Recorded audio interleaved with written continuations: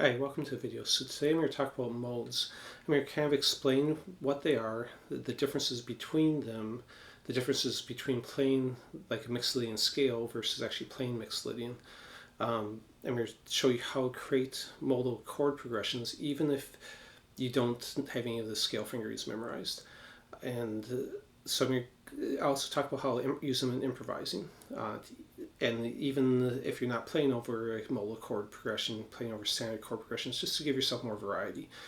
So let's jump right into this. So basically, what are modes? So you've probably played some already if you've played any of your diatonic scales.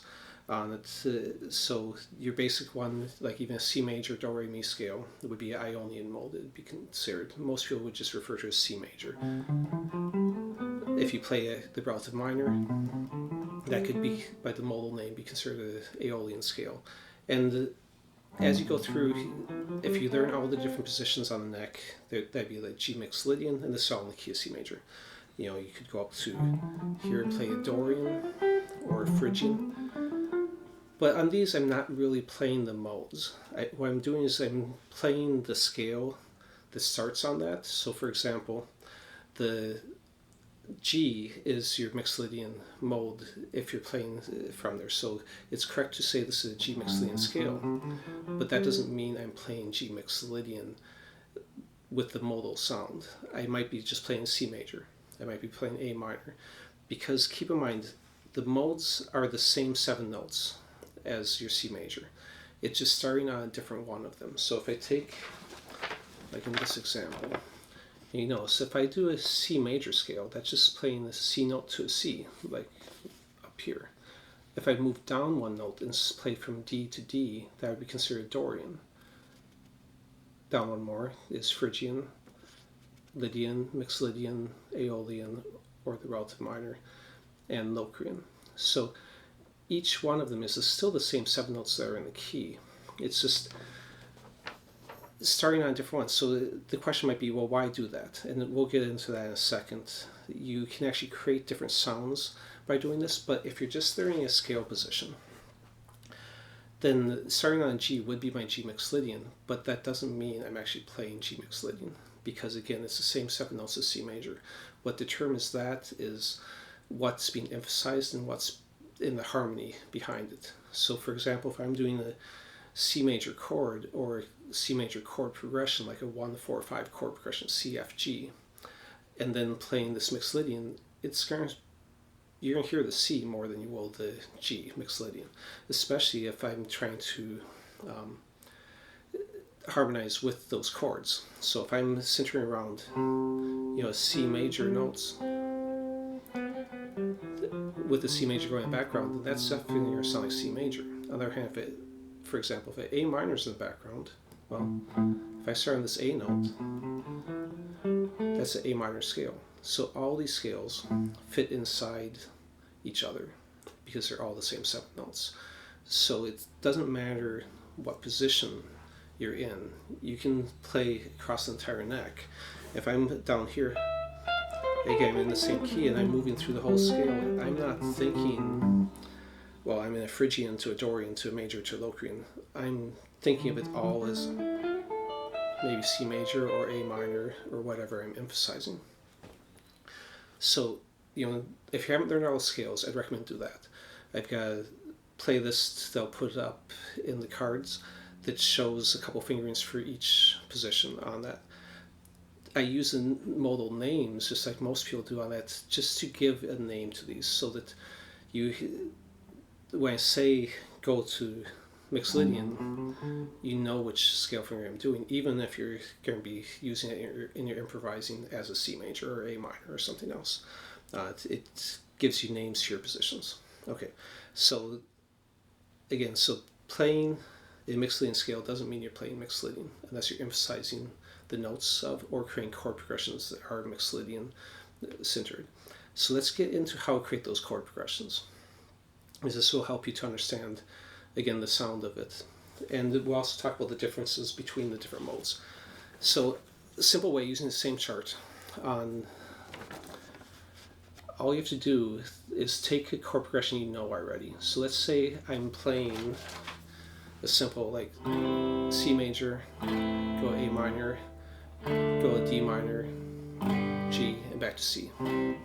So I then have to analyze that into what numbers are those. So I can either take my little chart here and say, okay, well, C is 1, A is 6, or A minor, doesn't matter. Then we went to 2, which would be D, and the 5, which would be G. So it's 1, 6, 2, 5, 1, or 6, 2, 5, 1. Doesn't matter if you put the 1 at the beginning and end, or just the end. You could also take the scale and do the same thing and go, okay, well, C is my 1. If I know my C major scale, 1, 2, 3, 4, 5, 6, there's my A note, so that'd be my 6. C, D, there's my D note, so that'd be my 2. And C, D, E, F, G, there's my 5th note, that's my G. So 1, 6, 2, 5, 1. Okay, so now if I want to change that to one of the other major modes, well, the other major modes are Lydian and mixed Lydian down here. So let's go ahead and do mixed Lydian first. So I can do the same thing. I can take mixed Lydian and look at this and say, okay, so if I'm starting on the G, what would be my 6? It would be my E, my A would be my 2, and my 5 would be my D. Now if you look at the chords over on this side, everything's reversed. So I'm looking in the monitor, so that's why I might be pointing the wrong direction. So when I go to the E, I can either do E minor or E minor 7. Of course, you take up into higher extensions and do like E minor 9, 11, etc., or alterations. And then, but the chords in the key will stay the same. So just because I change the order or am changing to one of their modes, none of this changes. So my 6 would be a E minor, then my 2, which was A, would be A minor, and my 5, which was D, would be your D minor. I could also do it on neck here and say, okay, if I just play the scale, the G mixed Lydian, I'm just going to reach forward so it'll be easier to see. 1, 2, 3, 4, 5, 6. Okay, here's my 6. That's E minor. Then here's my 2. Well, that's A minor. And here's my 5. That's D minor. And then, of course, my G is a major. So there's my 1, 6, 2, 5, 1 chord progression. And it's going to have a different sound than when I center on the C, because now when it was on the C, it was a C major, A minor, D minor, G major. But now my 5 chord has turned to a minor, which will give it a different sound than what I did it in the C. So again, it's giving that sound of that modal G mixed Lydian more. Now if I take that to F, let's do the same thing. So I'll just do it here, but you can also use the paper, whichever is easier for you. So again, 1, 2, 3, 4, 5, 6. Well, so my 6 is my minor again. So that's no different than either of the other ones we did. But now my 2 is the G, which is a major in this key. And my 5 is back to a major. So one that changes in this case is the 2 chord. So I end up with a major. And of course, you do these in open positions. It's just easier to see if I do them with bar shapes. So again,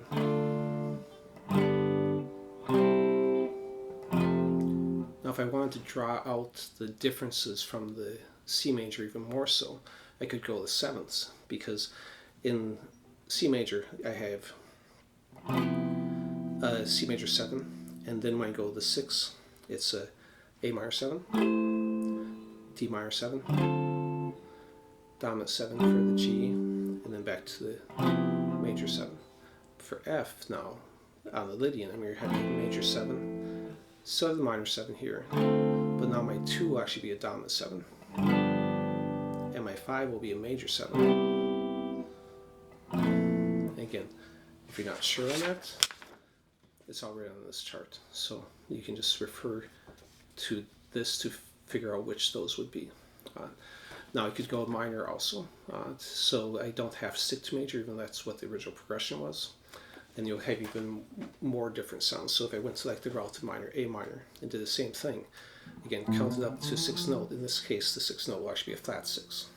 So it's going to right there have a different sound to it. I'm going to have A minor. This note would be an F, which would be a major in the key. Then the B would actually be a minor flat 5. So we're going to have a more different sound. And then the E, or the 5, would be a minor, and then back to here. So again, they'll have a more drastic difference in sound. So there'll still be some similarity. So this is why I'm saying you can take any chord progression, 1, 4, 5, 2, 5, 1, any things that you normally do, and even if you don't know what the number is, but if you know what the chords are, then use a chart to figure out what the numbers are. Apply it to any of the other 6 modes, and there you just took one chord progression and made it into 7 different possibilities that will still have some similarity to them, but they won't be identical in sound by any means. So that's an easy way you can use this. Let's get into how to use it in soloing and creating melodies. So one thing I want to talk about too, and you'll be able to download this too as a reference, is basically looking at the differences between the modes. So I'll run through it. So if you have like a natural minor, which is your Aeolian mode, if I just take it 1 octave, and I want to compare that to the other minor modes, I can then look at what the differences are, because the differences are less than what's the same. Most of it's the same. So if I want to do a Phrygian mode, and you plug that in, well, what's the difference? The only note that's different is this one. So it's got what we consider a flat second instead of the regular second is the difference.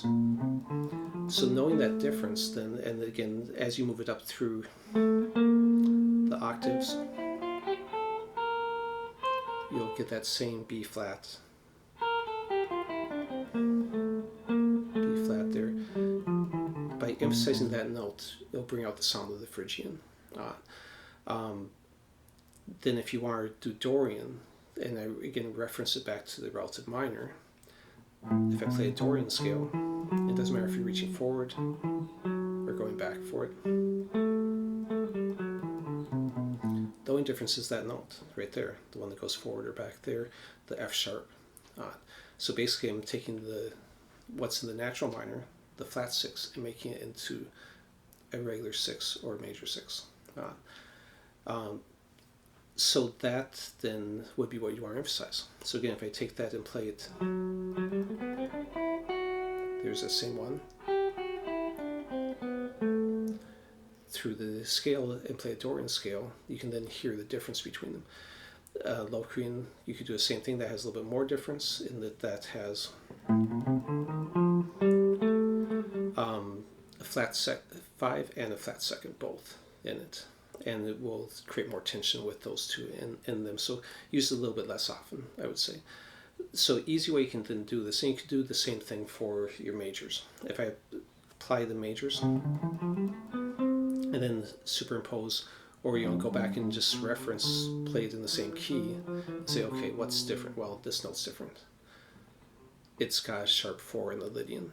If I play the mixed Lydian fingering, well, what's different? Well, this note, it's got a flat 7 instead of the major. So again, if I superimpose it over here, I'm playing a C major. If I sharp the 4, I have the Lydian. If I flat the 7th, I have the mixed Lydian.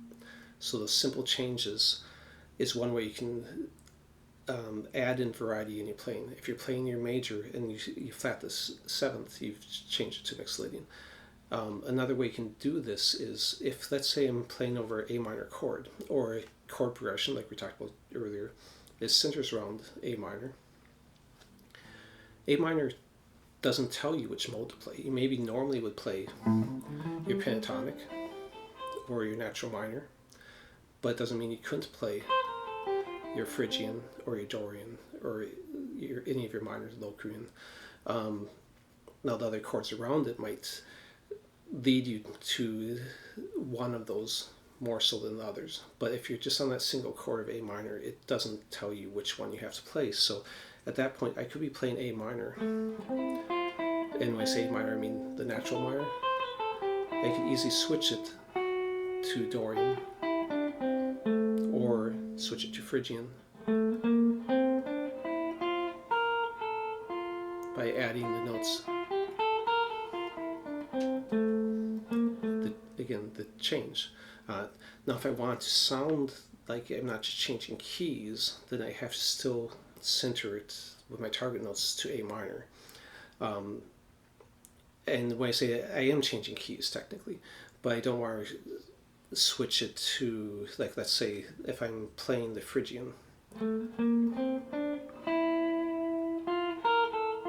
I don't want to, that's in the key of F major, which would also be D minor. I don't want to start sounding like F major or D minor necessarily. Now, that will be easier to make it not do that if you have A minor chord going in the background. When you don't have the harmony going in the background, it's easy to start forgetting and just playing D minor in that position. But that's another thing you can do. Once you know the scales across the whole neck, I don't have to necessarily plug in the Phrygian position. I can just know, okay, I'm in F major, D minor, so I can go up here in this D minor position and still emphasize the notes from A minor.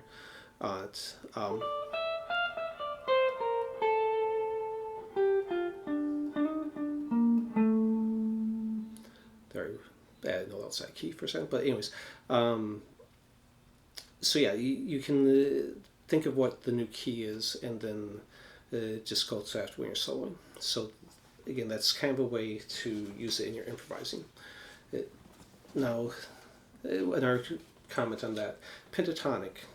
If you're playing minor pentatonic, if you notice, that leaves off your second and your sixth, which if you're looking at your Dorian, Phrygian, and Aeolian, the only notes that change are the second and sixth. So therefore, you can play your pentatonic over any of those three. So a lot of times people might be used to, if they're playing the key of C major, play their A minor pentatonic here, but you could go up and play a D minor pentatonic and still in the key. Now you're centering more around your Dorian, or play it in the Phrygian and still in the key, and now you're centering around the Phrygian. Now, to give the actual sound of the Phrygian, you might want to add in that flat second. So, but the pentatonic itself is a simplification that works over any of those three minor modes. All right. So I think I covered, let me just double check, everything that I want to in this video. So again, go to my Patreon page. You can download these. They'll help you out. There's no cost on that. And thanks for watching.